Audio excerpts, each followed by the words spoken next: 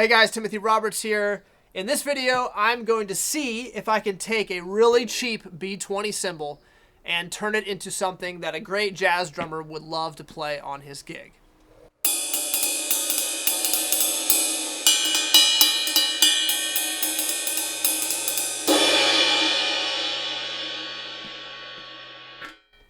Alright, so this cymbal was sent to me by the great drummer Tim Metz. He had this crazy idea that he brought to me. He said, what if I try to find the cheapest B20 cymbal possible and send it to you for you to modify, and we'll see if you can turn it into something that I would love to play on my jazz gig. So naturally, because I'm a crazy person, I said, sure, why not? Let's try. And if you know Tim, you should check out his channel if you haven't. He's got a wonderful YouTube channel. He's a great jazz drummer, got a lot of great educational content. But he is a cymbal freak. He's a cymbal-holic. He's got some amazing old Ks. He's got some amazing cymbals from some other cymbal smiths, my contemporaries. And overall, he's got a very finely attuned ear for good cymbal sounds. So what he did was he went out and he spent about 50 bucks and he bought this Sabian XS20 medium ride. And it weighs 2,580 grams, so it's heavy for a 20. It's got a low shape, pretty flat and low. Not a lot of curvature to it, and it's got a pretty low bell that has a gradual transition into the bridge. So the bell is smaller, the weight's heavy, the shape is low. It's the trifecta of things that I want to see, that I love to see every time I get a modification in, because it just means I have more flexibility to do stuff, to change the sound, to dial in exactly the kind of sound that I'm feeling for a particular project. So this will give me plenty of room to hammer, to raise the shape, to get hooks and portions and get some complexity going on, some topography in various parts of the cymbal. The low bell is going to mean that it's not going to tend to be super loud when it's thin. It's not going to be overly resonant and loud, because smaller bell means a little bit of a lower volume and more stick definition, which is super nice. So really this is a great starting point for being a cymbal that only costs, $50 to $100 to get one.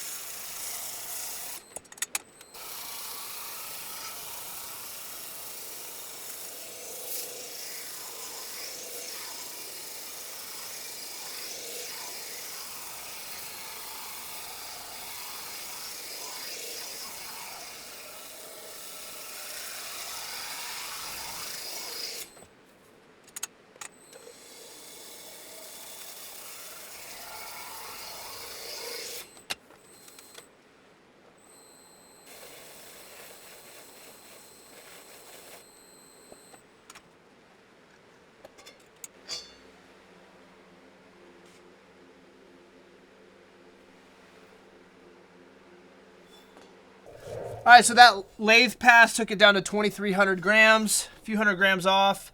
Get the outer crust off, which is usually a bit harder than the inner, softer bronze. So now that it's here, I'm going to be able to hammer to get the shape I want and to get the topography I want. But before I swing a hammer, just so you can hear, this is how it sounds right after that initial lathing.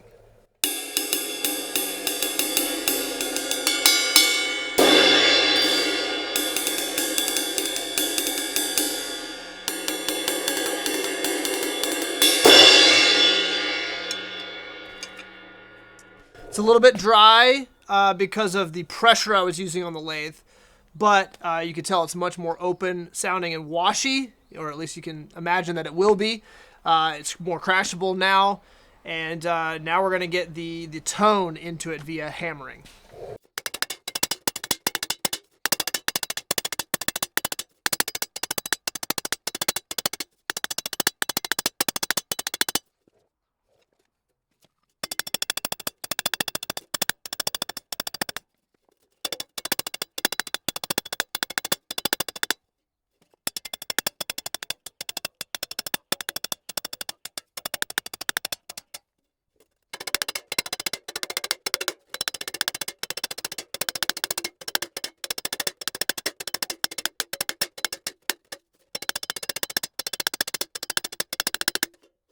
All right, so good amount of hammering there on the underside. I started by using the Turkish hammer and doing a batch of hammering on top. And then I got out to here and I flipped onto the other side and hammered a ring there, which is a kind of an area where I'm basically telling the metal I wanted to start diving downward. And this is what's going to give it like a nice little hook at the edge, which is going to help control it when it's really thin. So then I went back on top. More dense hammering, a little bit of work on the underside, but mostly we're using top tension to kind of pull it up into this really tight shape. So that's one round of hammering, gotten it into a taller shape now, much more jazzy kind of shape, especially given that we're going low on the weight. So we don't want a super flat profile and a super thin weight because it's just a big crash at that point. So next time you see the cymbal, it will be in one of the final stages of the modification. I'm going to do more lathing, probably more hammering, and then at the end there'll be some pin lathing, some patinas, various things I'm going to do. But I'll hop on when I have an update for you guys, and we'll continue on this weird project of taking a cheap cymbal and seeing if we can turn it into something awesome. All right, so the cymbal mod is complete. Here it is. The final weight is 1,729 grams. Again, it's a 20-inch cymbal. It started out over 2,500 grams. So lots of weight removal. There was lots of hammering involved. And I'm really happy with how this thing turned out. So let's talk about the specifics of what I did.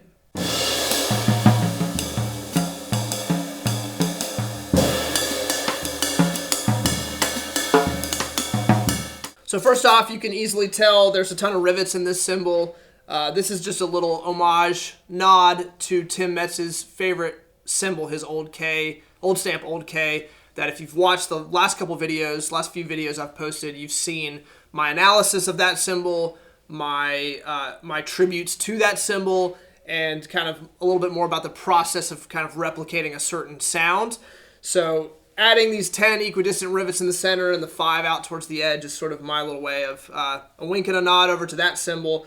But I really, I kind of did it not really feeling like it was super necessary, but now that the rivets are all in, I really love it. I think all 10 in the center, I don't have any in the outer rim, but all 10 in the center are giving the cymbal a nice dry, controlled sound. So if you need that, you put all the rivets in and you have this really contained cymbal that's also really, really thin. So that's sort of the peripheral stuff about the cymbal, but the meat of it is all about the hammering I did, all about the lathing I did, the shape that I put into it. And again, I kind of did a little nod to that Old Stamp Old K by hammering in, and you can probably see a ring kind of around here, if it'll catch in the light. And that is a hook, a little flange hook at the edge where the cymbal kind of dives down towards the edge. This can contain spread, give you a little bit more of an aggressive kind of attack and a quick sustain, so it doesn't ring forever.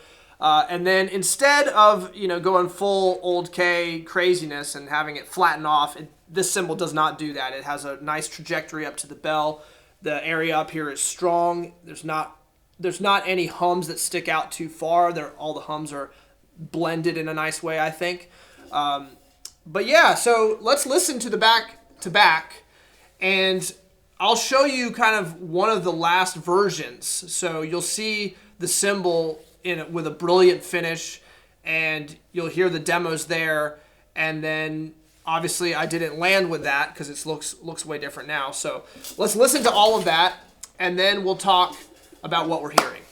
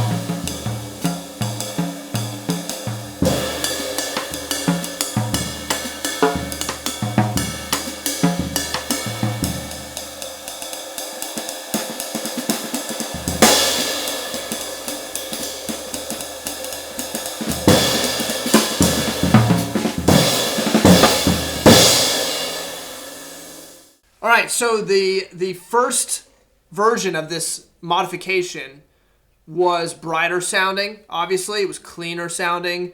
And when I initially hit the bell in the demo, I kind of internally was like, whoa, that is not what I want to hear. It was really piercing, still, even after all the weight removal. I'm usually really careful with how much weight I remove from the bell, because if you get the bell sounding too thin, or if you get it literally too thin, then it sounds really hollow and it just can be kind of ugly.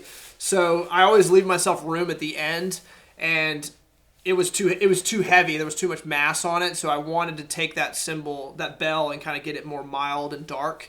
And also I wanted to hammer it. I don't know if I said this earlier in the video, but if a cymbal, a pre-made cymbal that comes to me for a mod is ever going to crack, it's going to crack on the bell. So I'm always super hesitant to hammer on the bell.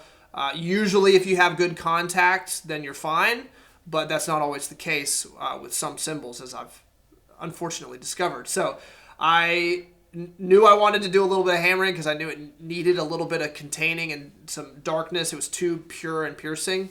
So I took it out there, crossed my fingers, said a prayer, did the hammering, and everything went well. It was had great contact, and the metal was responding the way that it should. So I took more weight off, and I hammered the bell, and that got the bell sounding much more integrated and sounding like I would want a jazz ride to sound. The big thing with this mod is that I'm really taking into account the player that this cymbal is going to, and like I've talked about, already, it's going to Tim Metz, and Tim Metz, his favorite cymbal is literally sitting over here for now, and so I am kind of trying to get into his mind a little bit. I know that he uses nylon tip sticks, and that's a huge factor in how to set up a cymbal so that it responds well with nylons. And so that's really where I'm aiming at. And so that bell feeling piercing, and then the overall sound feeling a little bit bright and airy and maybe a little bit too tinny. It made me want to do some additional processes to get the patina on, a little bit of over hammering, which you can see in the light, from the rivets all the way up to the bell. You can see there's more hammering there. This is all to kind of take the cymbal and tweak it more in the direction of something that's dark and complex and smoky and sounding like a vintage cymbal, or really sounding like a handmade cymbal. That's the big thing that I find with modifications, and probably the easiest way I can describe the difference between dark sounds and bright sounds is dark cymbals are typically the cymbals that have more hammer strikes. They're handmade cymbals are always going to tend to be darker because every individual stroke with a hammer is compressing the bronze in a way it's taking away the purity of the tone and leading it towards more complexity. So a mass manufactured cymbal like this one has the profile pressed into it before it goes to the machine hammering station. So it relatively has way fewer strikes of a hammer onto the metal. And so it has a more pure sound, a more sustaining sound, a cleaner, brighter sound, and a cymbal that has been fully formed by hand, like this one is right here. This one didn't even have a bell into it. So every single hammer strike is compressing the bronze in a way that's containing things and getting rid of the purity of the cleanliness of the sound. So with this cymbal, being that it was a mass manufactured cymbal, I'm really aiming to get that sound more towards a dark sound, more towards the sound of my cymbals, where I'm hand hammering them from a flat blank most of the time. So with that, I did a lot of hammering. I raised the shape quite a bit. Like I said at the beginning, it was super low and had a small bell, which is like the best for mods because I can expand everything. I just can't go backwards. So a lot of times I'll get old A's that have these massive bells and these big umbrella profiles. And with those cymbals, really all I'm able to do is just shave weight off, maybe do a little bit of hammering, but the more hammering I do, the taller the shape's going to get. And a really umbrella-shaped cymbal, to me, it's not really my preference. Some guys love umbrella-shaped cymbals. I love some of them, but they have to be so finely balanced and so well-tuned for me to really like them because they come with a lot of drawbacks. So with this one, it was flat, so I had plenty of room to raise it and get the kind of shape I wanted. And it gave me the room to hammer a lot to get more compression all over the cymbal and break up the purity of the sound so that it had more of a dark thing going on. Anyway, I'm really happy with how the cymbal sounds. I think that it could have lent towards a little bit of a tinny sound like it did in that first iteration of the mod, which is always the danger with really thin cymbals. You really want to balance having if you're a jazz player or if you like thin cymbals, you want to balance the thinness, which gives you the nice activation at low volumes, the nice bloom of sound. You want to balance that with making sure there's enough other things going on in the cymbal to give the cymbal a depth of sound and like a meatiness to the sound. Otherwise, you're going to have this like tinny, splashy kind of sounding cymbal, which isn't really functional on the stick definition. especially if you like need, with the music you play, if you need stick definition to be really present and forward. So that is the mod. I'm going to send this thing back to Tim, and he is going to do an unboxing and and a reaction to this cymbal. So we'll see what he thinks about it. That video might be out now, and if it is, I'll link it below. But thank you guys for watching. Please drop a comment below and let me know what you think of this cymbal modification. And subscribe, hit the bell, all of that fun stuff. That stuff really helps the channel. And keep an eye out for the next video. I'm Timothy Roberts. Thanks for watching.